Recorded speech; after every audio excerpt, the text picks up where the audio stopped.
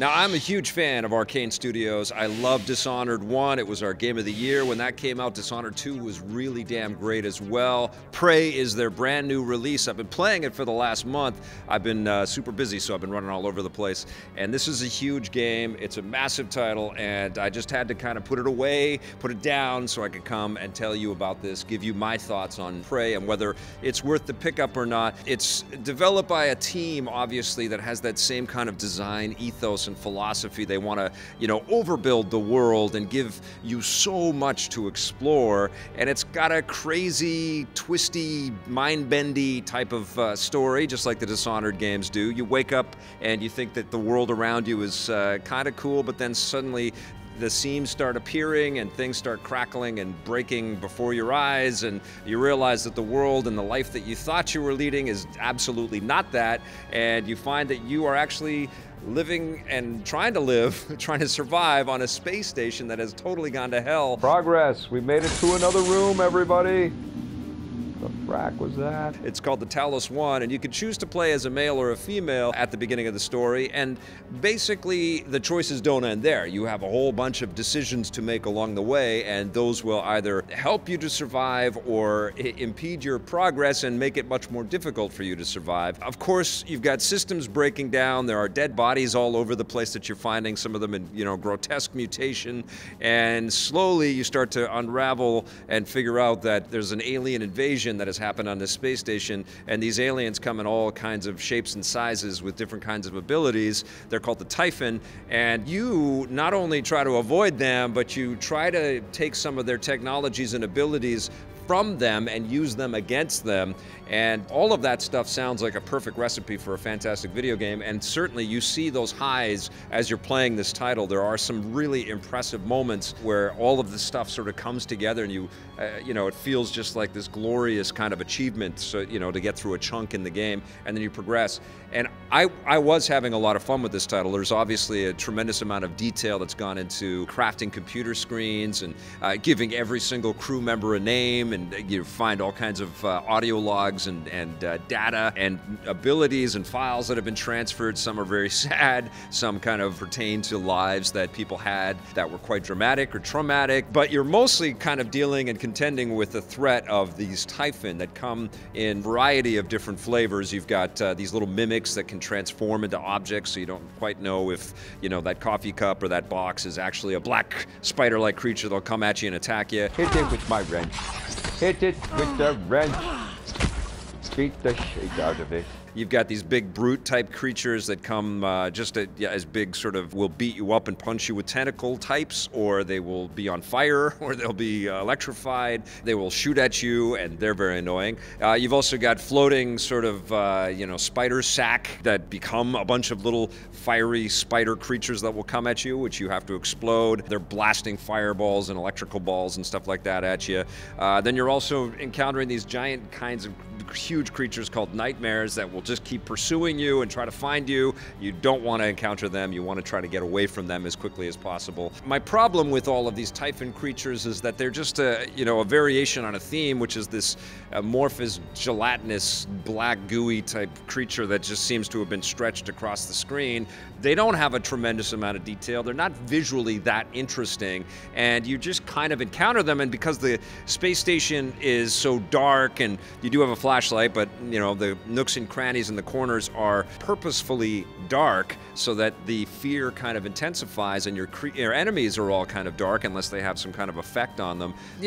They just look like kind of silly shadow creatures, almost like the creatures that we fought in Eco. And, quite frankly, as alien enemies, they're not interesting. They're kind of the most dissatisfying alien creatures that I've encountered, and there's been a long line of awesome alien creatures that we fought in video games, going back to the original classic Metroid game for the NES, and I was a little sort of underwhelmed by all of that. Oh, Jesus. Get out of the way. Oh.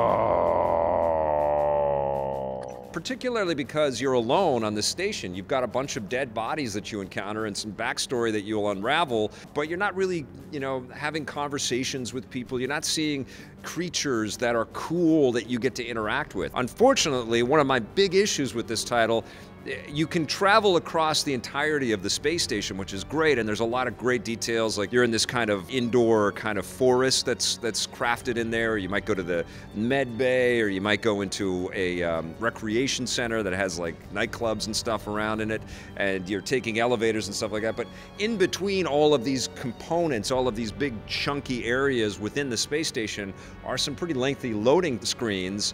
And when you're going into airlock doors or whatever the doors are that let you go into another area, you're kind of waiting for a big chunk of time before you're there, and sometimes you can be out of ammunition and you've just made it to the door and you got past some enemies, and then you get through and it takes a long time, and then you get through, but you don't have any sort of way to defeat more enemies. And of course, on the other side, after this long load time, is a bunch of enemies that just crush you and kill you, and you got to go back and do it again and do it again. Now, in addition to augmented abilities that you can create that kind of make sense on a human level, like the ability to run a little bit faster, or add some inventory slots to your suit, or pick up heavier stuff, or give yourself extra health, the standard things that you would see in almost any action RPG out there. You also, BioShock-esque-like and Deus Ex-like, have the ability to, have this variant augmentation thing happening, and this is by taking over the powers of these Typhon creatures that you